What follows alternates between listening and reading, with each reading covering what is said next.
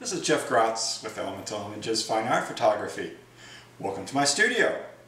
In this short video, I'd like to show you an overall process review from how do I dream up the images, how do I get them in the computer, how do I get them out in the print, and then we'll show you some examples of some of the prints that you can purchase off my website. But before I begin, I want to do a special shout out to the fine people of Boise.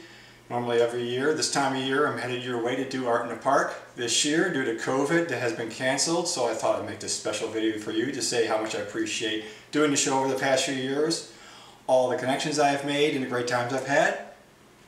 All I have to say is stay safe, and we will see you again next year. What I'd like to talk about is the gear I use to acquire the images. I use digital cameras as well as film cameras. So here's my main digital camera.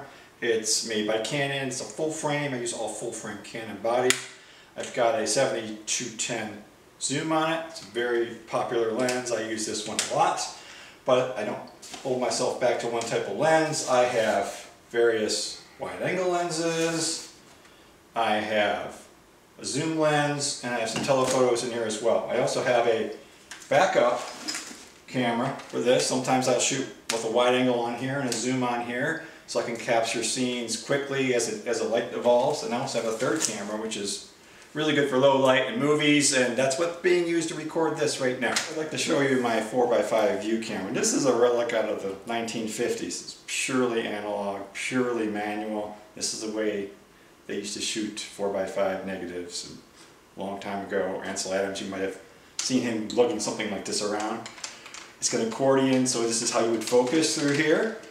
But what gives this thing extra special qualities is the ability to raise and lower this. You can move this in and out, and you can also shift this left and right. This gives you incredibly precise control over the point of view and a composition of your subject, with the emphasis being quality of image taken, not number of images taken. And it has ground glass on the back here. You probably can't see it, but there would be an image on the back of this. It would be upside down and flipped left to right. Films comes in these holders with a little dark slide. That slips in the back. You click the shutter. Well, actually you have to do that first. Click the shutter, slide the dark slide back down, and then you go on to your next shot. This will actually hold two exposures. Old-fashioned, slows your process down, makes you really think about your composition. Lots of fun to play with. After the images are acquired in the camera, they are then imported into the computer. This is Adobe Lightroom. This is my main interface that I use to organize and tag all my photos. The beauty of this is it can quickly and easily cull through many different exposures, and you can choose the best ones. Then you can quickly filter on those.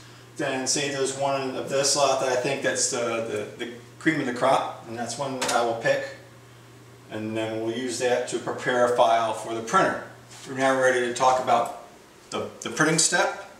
I'd like to mention first of all that when I shoot, I always shoot in what's called RAW, which is kind of like, think of it as a digital negative. It contains all the information that a photo would have, and from there I fine-tune the balance and contrast or whatever to get it, make it look just right. Then once that's done, then I resize it into a different file specifically for printing. As you can see right here, this image has been sized specifically for 8x12, 300 dpi for my printer, so it's a separate file. The original remains unchanged. The printer, out of the printer comes the 8x12 print. It should look pretty close to what's on the monitor, and that's a bit of a trick and a different topic altogether, color calibration. I always sign and number and date all my prints on the back. Limited edition runs at 250. This printer right here, I primarily use for my black and white prints and matte paper. This printer here, I use more glossy stock and color prints, so they're dedicated between the two. We go to the final product. This is basically ready to be shipped. This is how it will come to you. It's mounted on foam core with a white mat around it, signed and dated, lower right hand corner. Comes with a certificate of authenticity, which you can see right there. It would have information on what size frame that you might want to get. when it was taken, where it was taken, maybe a little brief bio on the picture. This is an example of my paper prints. I also sell what you see on the back wall back here, the metal prints. This is a separate process. Here's another example right here.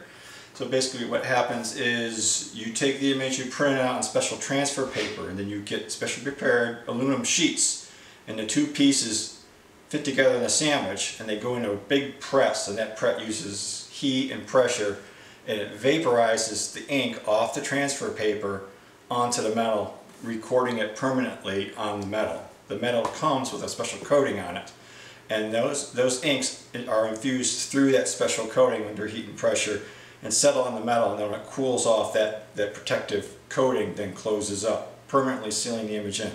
All the vibrancy, the detail is recorded faithfully in this process. It's extremely archival, good for outdoor settings, good for bathrooms because it can get wet, it won't rust or anything like that. Here's what the back looks like. There's a recessed frame attached, so it comes ready to hang on your wall just like this.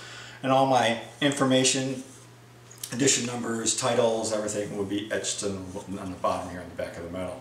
So these have been very popular, very vibrant, dynamic on the wall. Great. Thanks again for stopping by. I hope you found this video informative and maybe a little brief insight into my process and product. If you have any questions, feel free to reach out. The contact information on this website, or you can go to jeffgratzphotography.com and get more information there. Thanks again. Hope you have a great day.